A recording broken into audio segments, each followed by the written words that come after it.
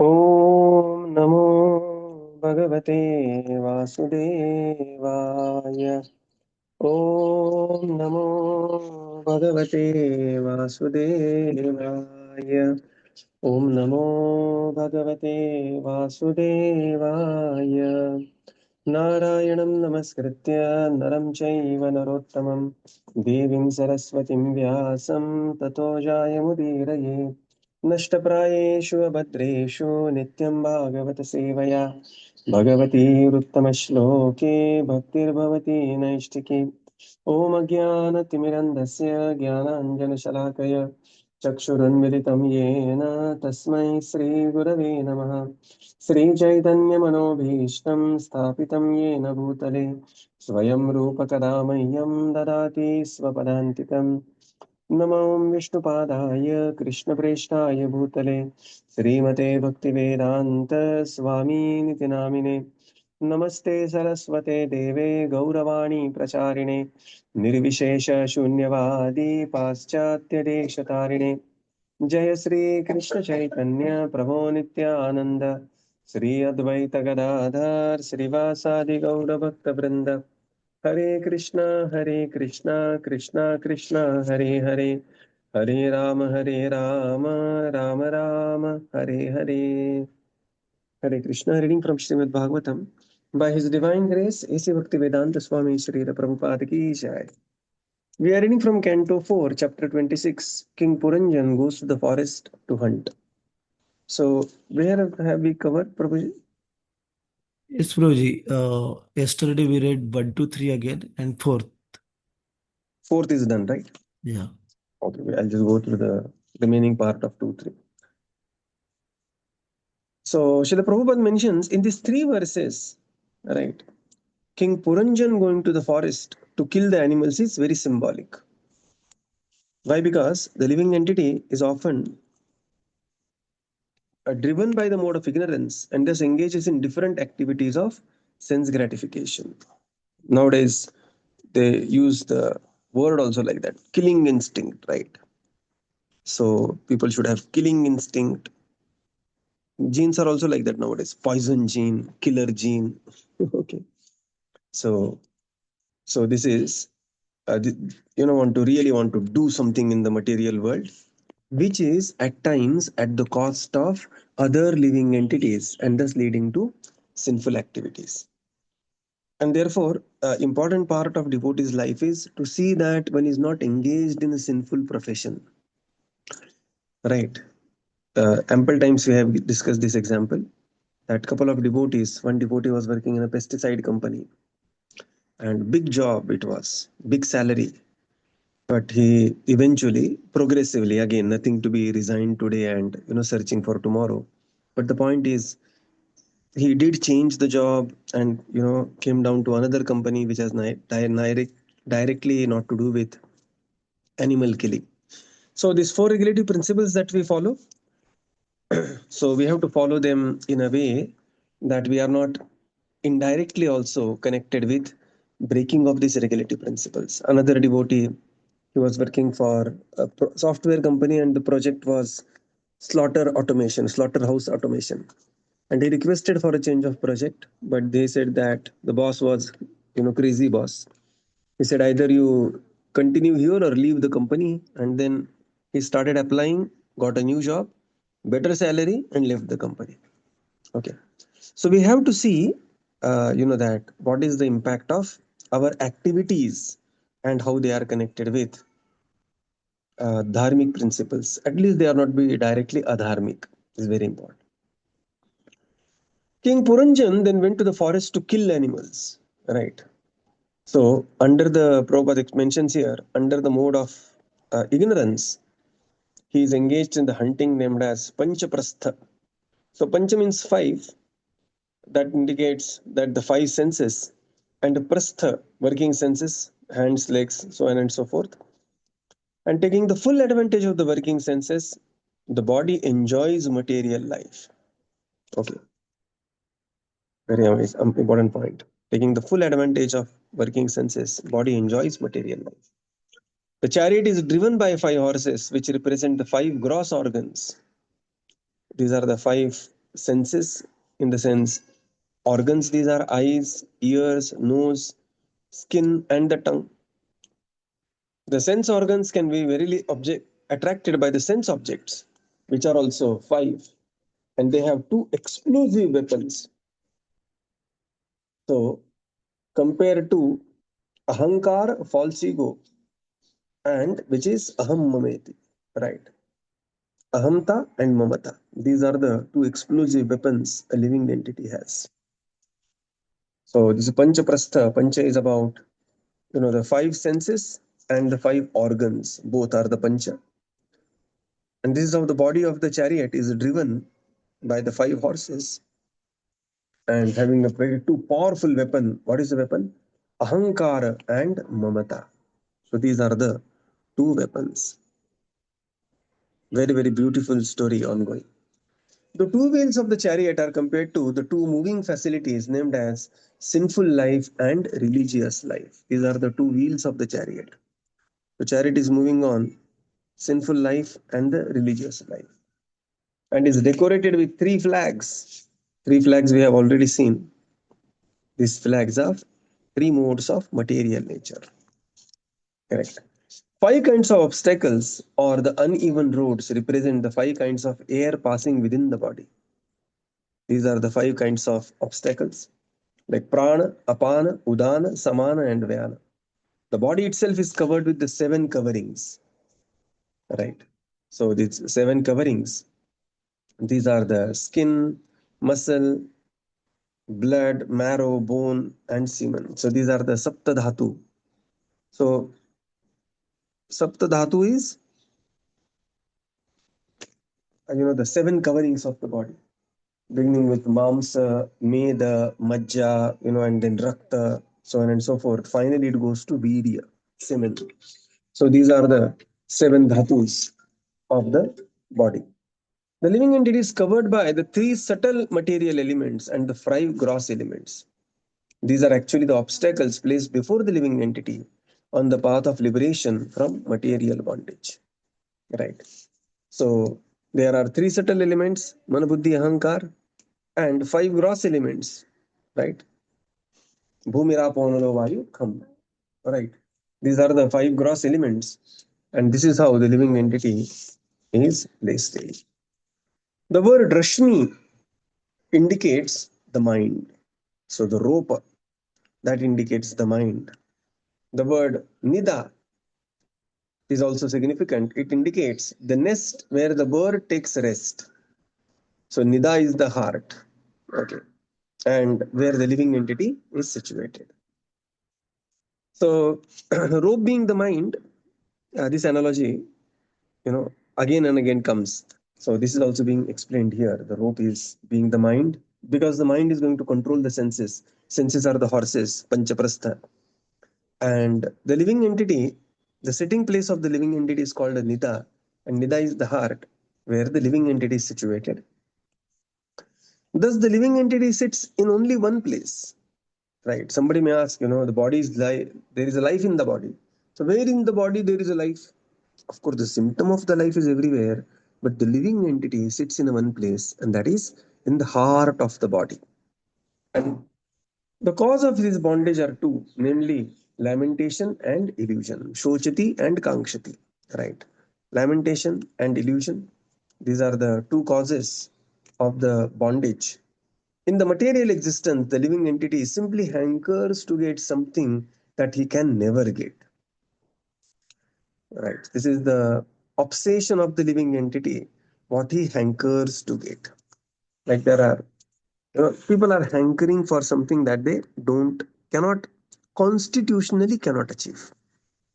Important words are constitutionally cannot achieve. Like for example, somebody wants to become some Indian wants to become president of America. Constitutionally, you cannot. Even if you migrate, even if you get a green card, the rule there is that if somebody is not born in America, cannot become president of America, you cannot become American president, however hard you try. Right?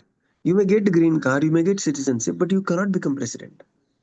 So similarly, the living entity is desperately looking for material happiness, right? So, in the material world, through the material senses, which is constitutional contradiction. And therefore, the living entity is always in the delirium of lamentation and illusion. And as a result, there is constant lamentation and delusion. This is called as Dvukuvera, the two posts of bondage. Right. Further, Srila Prabhupada explains that the golden ornament and the dress indicate living entities influenced by the quality of Rajogun, Rajas. Okay, golden ornament and the dress.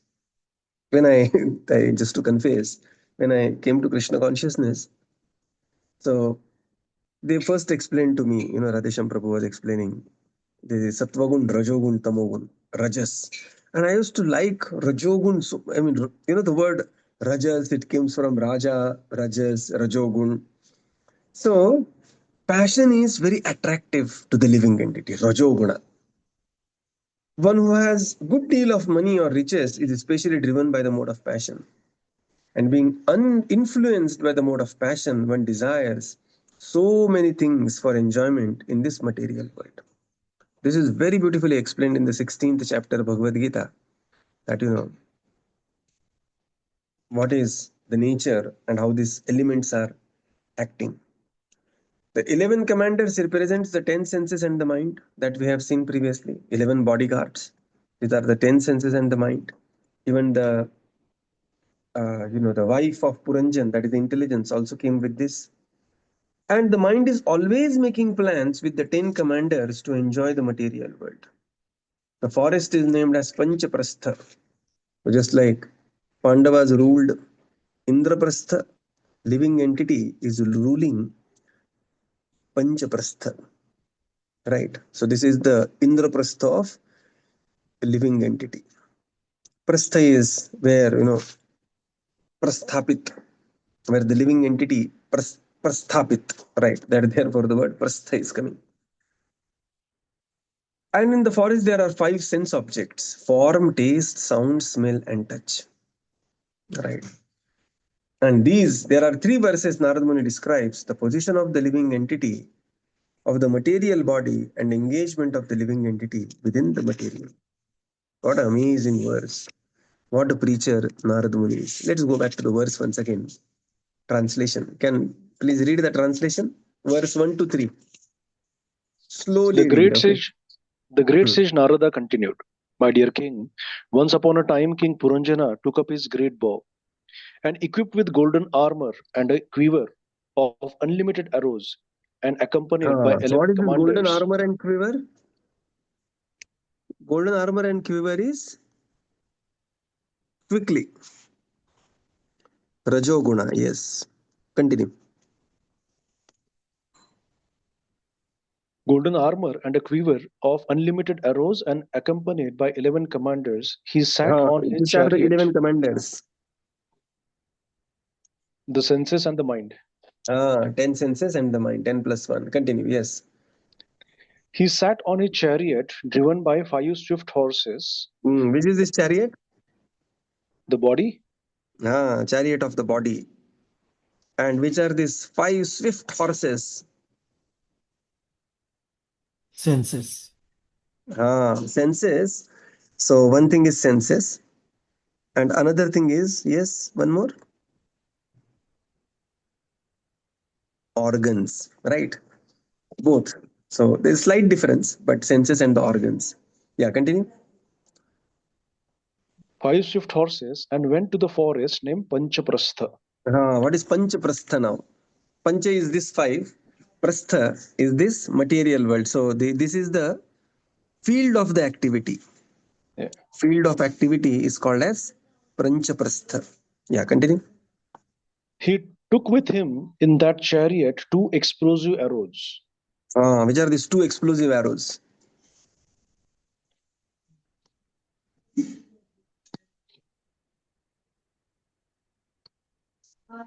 Aham mameti, right? Ahankar and mamata. These are the 2 explosive arrows. Yeah, continue. The chariot itself was situated on 2 wheels and one revolving axle. What are these 2 wheels? The pious and the impious activities. Correct. Pious life and sinful life, impious life. And what is the axle? I missed out this. I have to find out. I missed out the reference to this. What is axle, one axle? Yeah, continue. On the chariot were three flags, one rein, Mm. one chariot driver, one sitting place, two poles to which the harness was fixed, five weapons, and seven coverings. Wait. Now, on the chariot were the three flags. What are these three flags? Three Three gunas. modes of material nature. Correct. Three modes of material nature. And then, what is the next one? One rein, that is One mind. ring. That is lagam. That is the Mind. mind. Correct. What next? One chariot One driver, chariot driver. Who is the chariot driver? intelligence. Chariot driver is intelligence. Correct. And next, continue. Next is one sitting place, What is this one sitting place? heart. Nida. Right. Nida is the heart. Continue. Two poles to which the harness was fixed. What are these two poles?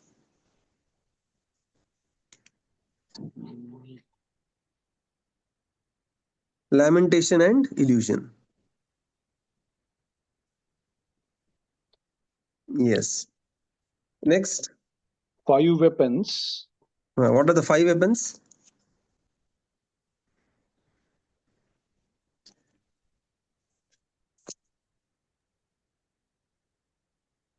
Working senses. A second. Just wait. Five weapons. Seven is seven coverings, right? That is Saptadhatu. Seven coverings is the Saptadhatu of the body. Meda, Mamsa, Raja, ityadi.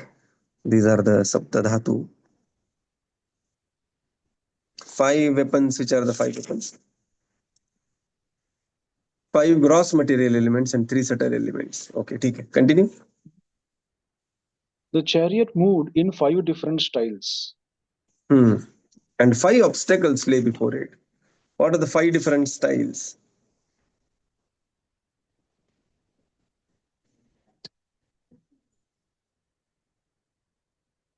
We have to find out what are the five different styles, that one thing.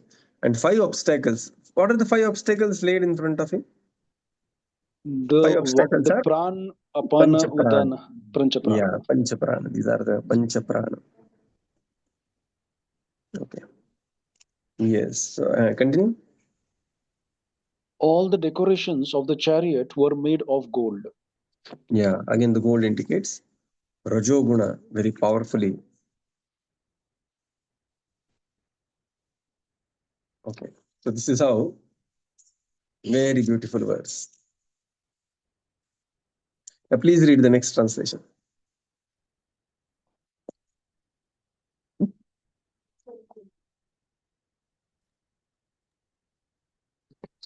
It was almost impossible for King Puranjana to give up the company of his queen even for a moment. Nonetheless, on that day, being very much inspired by the desire to hunt, he took up his bow and arrow with great pride and went to the forest, not caring for his wife. Hare Krishna. Yeah. So, in the purport Srila Prabhupada writes, one form of hunting is known as woman hunting. Right. The conditioned soul is never satisfied with one wife. Those whose senses are very much uncontrolled especially try to hunt for many women. Right. King Puranjan's abandoning the company of his religiously married wife representing the conditioned soul's attempt to hunt for many women for sense gratification. Wherever a king goes, he is supposed to be accompanied by his queen. But when the king or the conditioned soul becomes greatly overpowered by the desire for sense gratification, he does not care for the religious principles. Instead, with great pride, he accepts the bow and arrow of attachment and hatred. Okay, raga and dvesha. Our consciousness is always working in two types, the right way and the wrong way. When one becomes too proud of his position, influenced by the mode of passion, he gives up the right path and accepts the wrong one. Powerful. Kshatriya kings are sometimes advised to go to the forest to hunt for the ferocious animals in order to learn how to kill. But such forays are never meant for sense gratification. Killing animals to eat their flesh is forbidden for human beings. Okay, so two types of hunting Srila Prabhupada talks about here. One hunting, Prabhupada says, is known as woman hunting. And this is, Prabhupada writes here, this is the conditioned soul's its natural tendency to look for more and more sense gratification. Correct. And this is very important. Two, three important points here. This entire episode of Epstein Files, right, is all about the dirtiest form of woman hunting. Right. So, I mean, just to give the brief about it, it is nothing to be mentioned, worth mentioning. So, Epstein was a big leader in America, big billionaire he was, and he had his own private jets, he had his own private islands, and he used to take all the celebrities, big people like Donald Trump, Bill Gates, Stephen Hawkins, the brief history of time wala, right? And all these people used to go and he used to provide them there some, the dirtiest form of sense gratification, which will not go in. We don't want to make the Bhagavatam class impure by mentioning all those dirty things. But this is the tendency. And there is another trap where people feel. So one person was telling me that no, Prabhuji, what happens is that when somebody is exceptionally intelligent, generally he will be loose in his character, and this is exactly the trap is. So one doesn't have to be exceptionally intelligent to justify the looseness in the character. And this trap is, of course, there in the teenage. One may be, hunting with this boy or that boy. I've seen a girl where, once along with, going with this boy for this company and that boy for another company. So this is also dangerous. And somebody may feel that, but later in the mid age also, this crisis is also very, prominent. One has to be very, very careful. When struggles are gone, you are more settled in the life. Then again, there is always a chance, and therefore the best thing is to follow very strictly the Vaishnava etiquettes, right? So this tendency for hunting many women, and for women it is tendency to hunting for many men, has become a billion-dollar industry nowadays. There are apps, there are dating apps, there are, and devotee has to be categorically away from this. Devotee has to be, that sannyasir alpachidra sarvaloke gaya. And therefore it is very, very important. And when the doubt is planted in the life, we have seen lives getting, the beautiful family lives were completely destroyed, complete destruction, right? So one has to be very careful and guard against this at any cost, correct? So he went on with great pride. He accepted the bow and arrow of attachment and hatred, right? And Prabhupada mentions here there is always a right way and a wrong way. When Radhanath Maharaj was explaining this, he was explaining there is always a good dog and a bad dog in everybody. So one has to feed the good dog and one has to strive the bad dog within one's heart, right? So there is a good dog and a bad dog, and whatever we feed becomes this powerful. So when we feed the good dog becomes powerful, and when we starve the bad dog completely goes, the completely becomes weak, and eventually becomes very, very weak. Also, hunting also means the hunting of the animals, and to eat their flesh is forbidden for the human beings. That we have seen. Text 5. Asurim vrittimashritya ghoratma niranugraha nyahavan nishatair banir vanishu vanagocharan. Translation. Translation. At that time, King Puranjana was very much influenced by demonic propensities. Because of this, his heart became very hard and merciless, and with sharp arrows he killed many innocent animals in the forest, taking no consideration. Purport: when a man becomes too proud of his material position, he tries to enjoy his senses in an unrestricted way, being influenced by the modes of passion and ignorance. He is thus described as asuric or demonic. When people are demonic in spirit, they are not merciful toward the poor animals. Consequently, they maintain various animal slaughterhouses. This is called suna or himsa, which means the killing of living beings. In Kali Yuga, due to the increase of modes of passion and ignorance, almost all men are asuric or demonic. Therefore, they are very much fond of eating flesh, and for this end, they maintain various kinds of animal slaughterhouses. In this age of Kali, the propensity for mercy is almost nil. Consequently, there is always fighting and wars between man and nation. Men do not understand that because they unrestrictedly kill so many animals, they also must be slaughtered like animals in big wars. This is very much evident in the Western countries. In the West, slaughterhouses are maintained without restriction, and therefore, every fifth or 10th year, there is a big war in which countless people are slaughtered even more cruelly than the animals. Sometimes during war, soldiers keep their enemies in concentration camps and kill them in very cruel ways. These are reactions brought about by unrestricted animal killing in the slaughterhouse and by hunters in the forest. Proud demonic persons do not know the laws of nature or the laws of God. Consequently, they unrestrictedly kill poor animals, not caring for them at all. In the Krishna consciousness movement, animal killing is completely prohibited. One is not accepted as a bona fide student in this movement unless he promises to follow the four regulative principles: no animal killing, no intoxication, no illicit sex, and no gambling. This Krishna consciousness movement is the only means by which the sinful activities of men in this Kali Yuga can be counteracted. Hare Krishna. So now, King Puranjan, Asurim Vrittim Ashritya, he became thoroughly influenced by Asuri Vritti. And what happens? He was influenced by the demoniac propensities. His heart became very hard and merciless. So his heart is very, very hard and merciless. And thus, without any consideration, he just began to slaughter animals. And Narad Muni is recounting the story of Puranjan to Maharaj Prachina Barhi. Maharaj Prachina Barhi in the heart is realizing that in the name of religiosity, he has killed too many animals mercilessly. Right. In the purport, Srila Prabhupada explains when a man becomes too proud of his material position, he tries to enjoy his senses in unrestricted way. इदमद्य मया लब्धम इमं प्राप्से मनोरथम इदमस्तिदमग्ने भविष्यपि पुनर्धनम. Right, this is 16th chapter Bhagavad Gita.